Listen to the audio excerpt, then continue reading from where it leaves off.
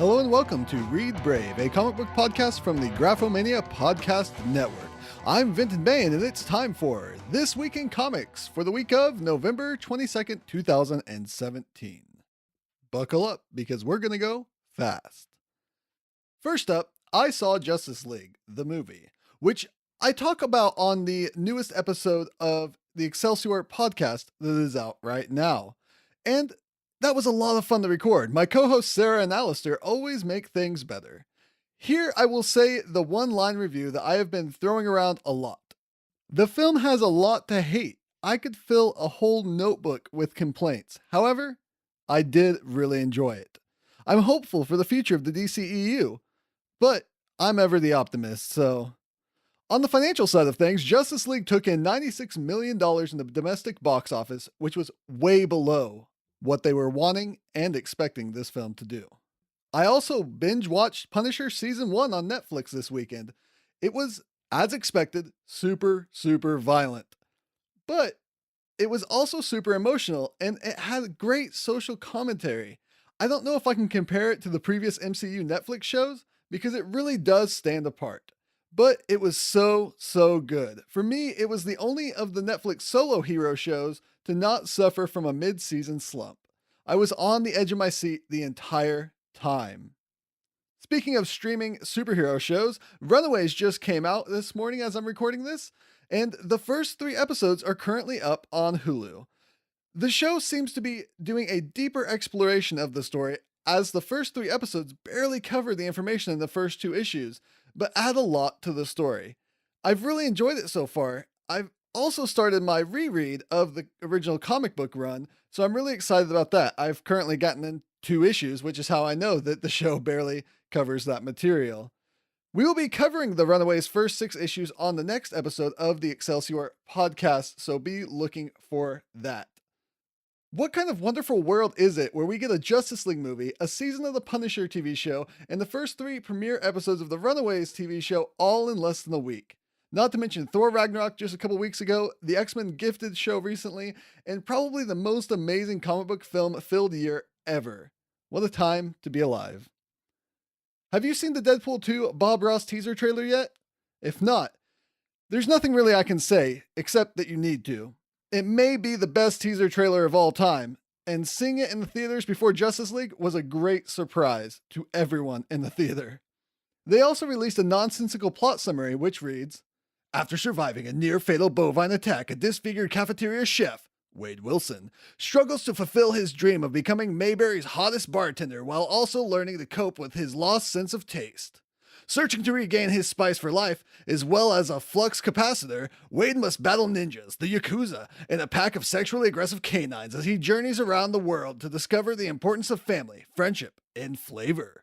Finding a new taste for adventure and earning the coveted coffee mug title of World's Best Lover." Deadpool 2 comes out June 1st next year.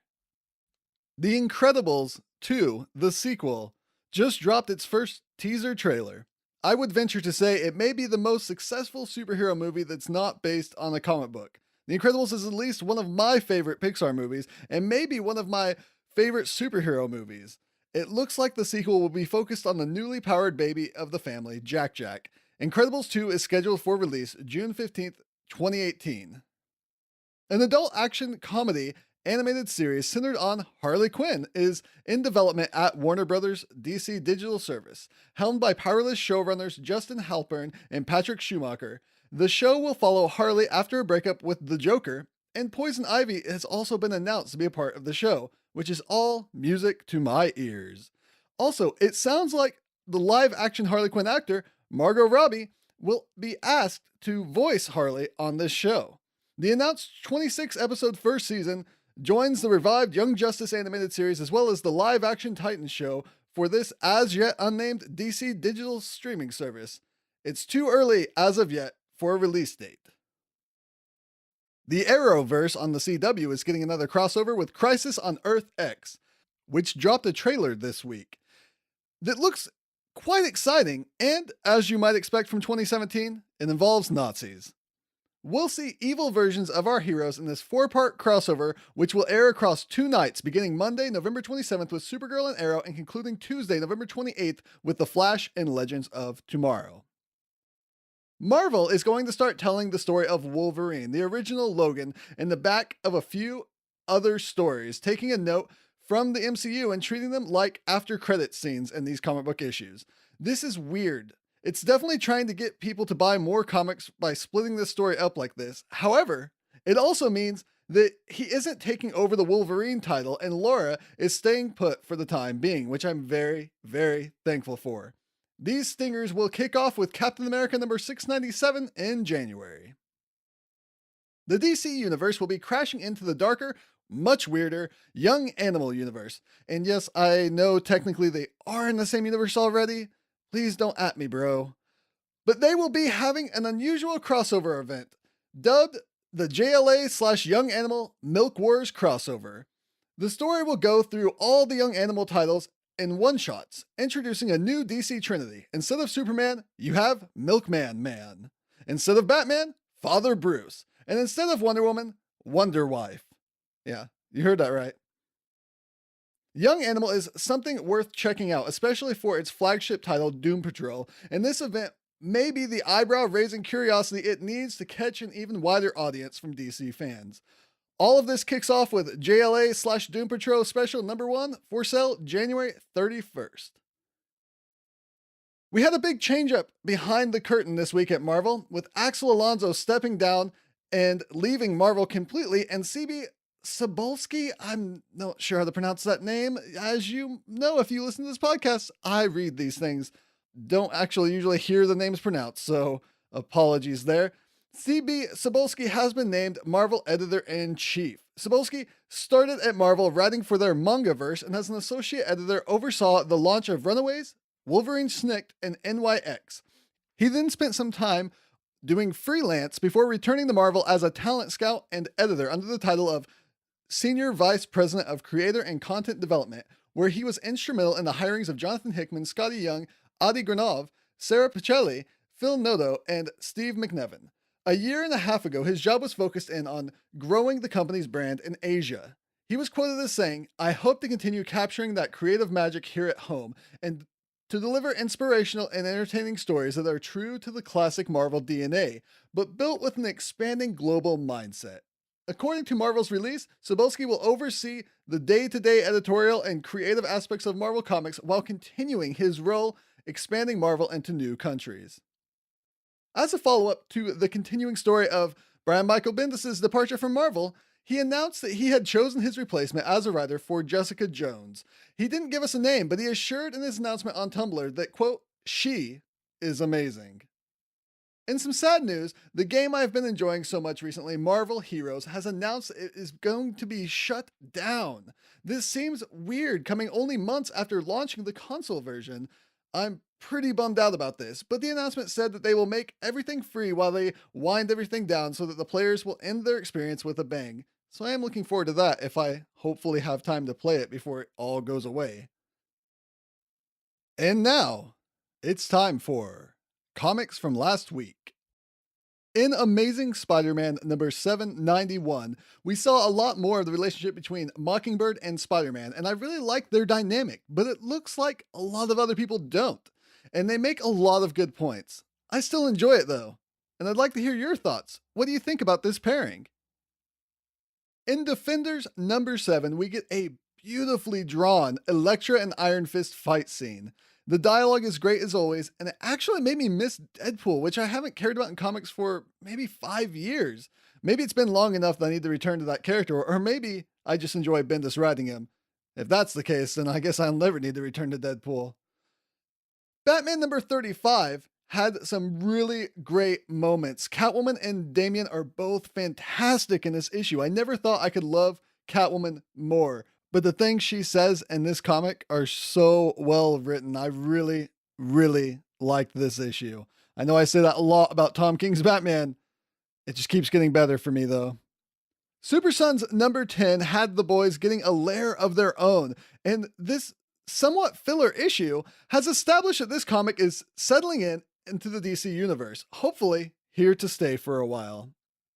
Hawkeye number 12, as expected, may have been one of my favorite issues of the week. Laura and Kate, Lucky and Jonathan, and Gabby, I could not be happier with this issue, and I need a Marvel team up between Lucky the dog and Jonathan the Wolverine. Please and thank you.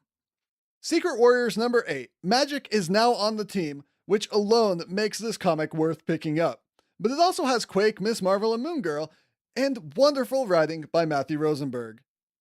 Peter Parker Spectacular Spider-Man number 297. This comic went from this lighthearted, funny Spider-Man book to the dramatic, high-stakes one real quick.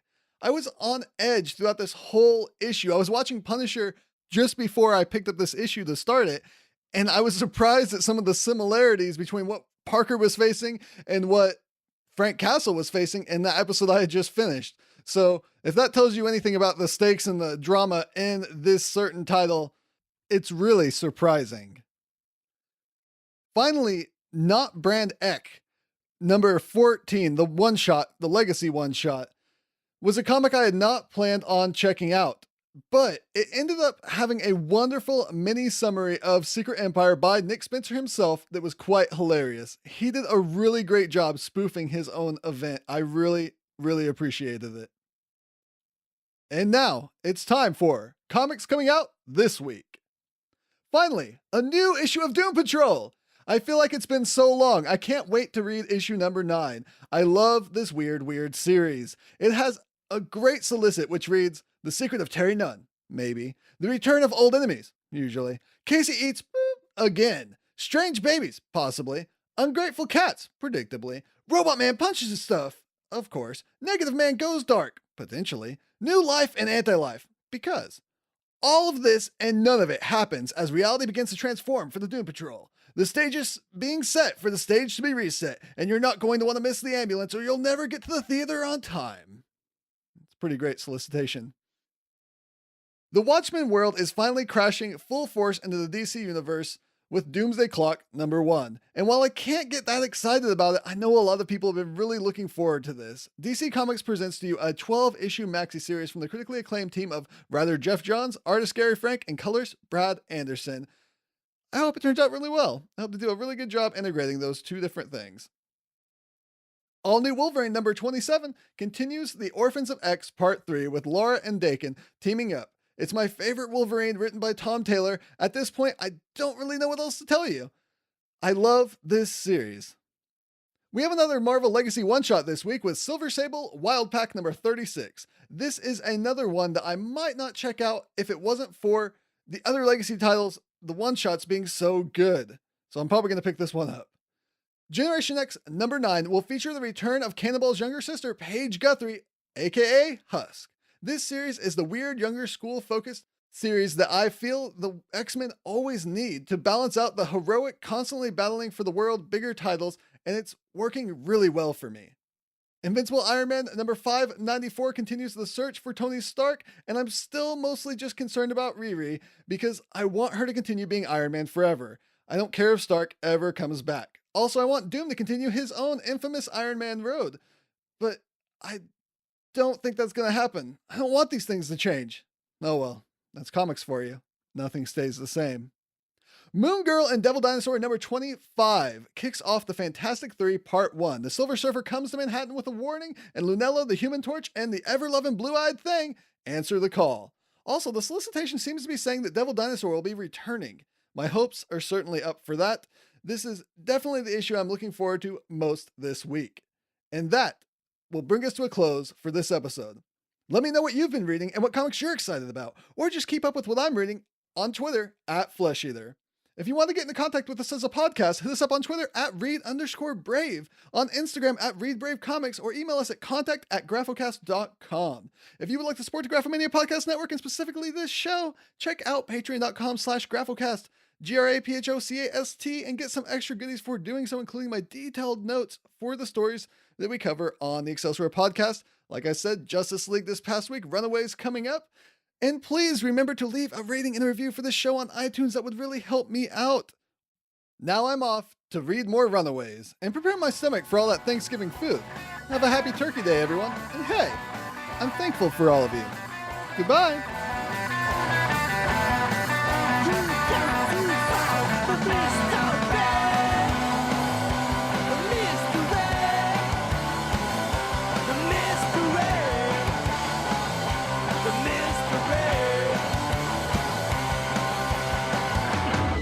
This has been a Graphomania production. If you would like to hear more podcasts, go to graphocast.com, graphocast.com. Follow us on Twitter at Graphocast and like the Graphomania page on Facebook for news and updates.